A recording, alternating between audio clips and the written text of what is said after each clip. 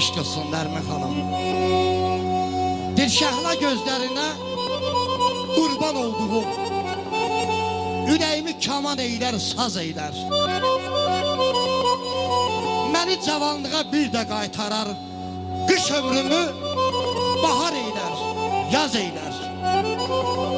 Bəzəyibdir təbiətin öz əli, özü şirin, sözü, ifası xeyli məzəli. Zalim kızı, Qəbələnin gözəli, yeriyəndə yerə yurdan az eylər. Bir alqış gəlsin Nərmin xanıma dəqdən almışlar. İş qılsın. Var olun, teşekkür ederim.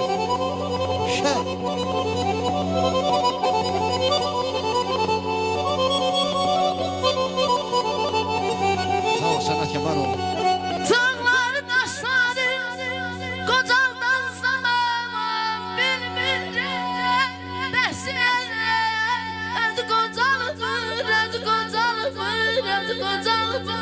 Yaşa, yaşa.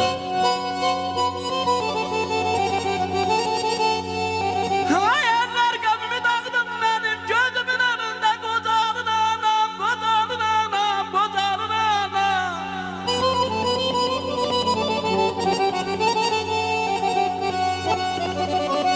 Kesilip özüme görmeye gelim, aman aman aman aman aman aman aman aman.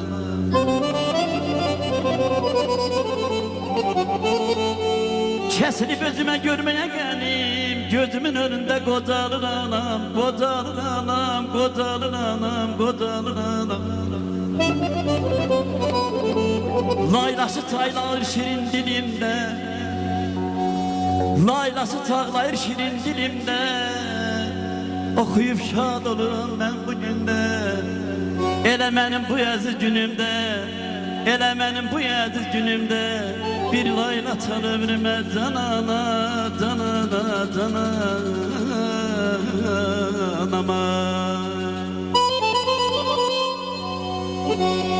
Hele bu dünyaya yeni bir hayat gelmemiş. Ucalın arzusu güneşe, aya. Hele bu dünyaya evlat gelmemiş, ana mehabbeti gelir dünyaya.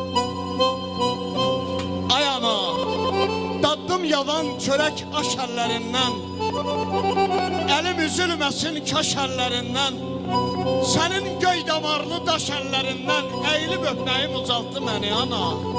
Qurbanam sana, qurbanam sana. Analı dünyamız var olsun.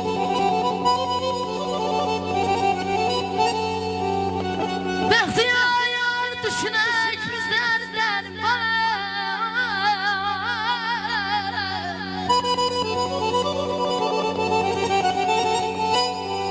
Xəyallar möhtəşəm, arzular şirin. Əsil sənətkarın, əsil müəllimin. Bələzi qocan sana, sözü qocan.